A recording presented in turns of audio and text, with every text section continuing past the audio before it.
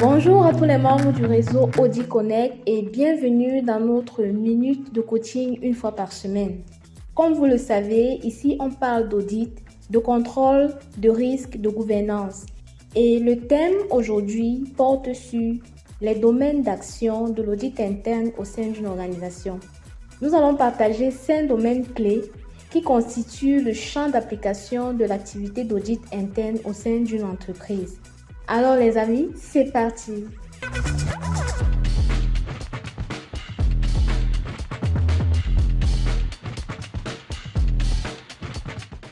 L'audit interne est une activité indépendante et objective d'assurance et de conseil. Elle est destinée à apporter une valeur ajoutée au sein d'une organisation.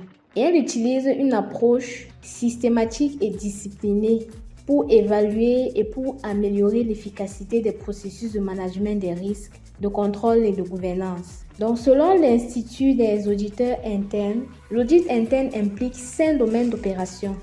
Donc, le premier domaine d'activité de l'audit interne, c'est la fiabilité et l'intégrité des opérations financières et opérationnelles. Les auditeurs internes doivent examiner ce domaine ainsi que les moyens utilisés pour identifier, pour mesurer, pour classer et pour communiquer toutes ces informations. Le deuxième domaine, c'est l'utilisation économique et efficiente des ressources. L'auditeur interne doit veiller à ce que les ressources disponibles dans l'organisation soient utilisées vraiment de façon efficace. Le troisième domaine, c'est la conformité aux lois, aux politiques, aux plans, aux procédures et règlements.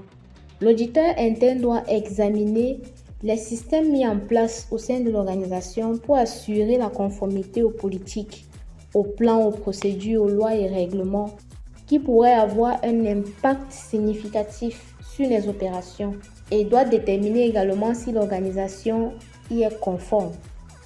Le quatrième domaine, c'est la réalisation des objectifs fixés pour les opérations.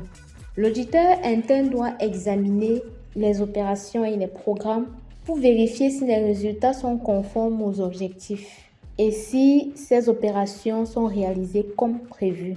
Et enfin, le cinquième domaine, c'est la sauvegarde des actifs. L'auditeur interne doit vérifier, n'est-ce pas, l'existence des actifs et il doit examiner les moyens de les sauvegarder.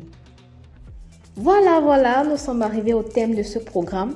J'espère que cette notion est davantage comprise et que cet épisode vous a plu. Si vous ne l'avez pas encore fait, rejoignez la plus grande communauté des professionnels de l'audit, risque et contrôle sur Telegram. Et profitez des webinaires, des formations en ligne, du réseautage, du partage d'expertise, des opportunités de carrière et bien plus encore. Vous avez le lien dans la barre de description. Et pour participer aux prochaines sessions de préparation aux certifications, contactez-nous au 658 29 29 78 ou laissez-nous un commentaire.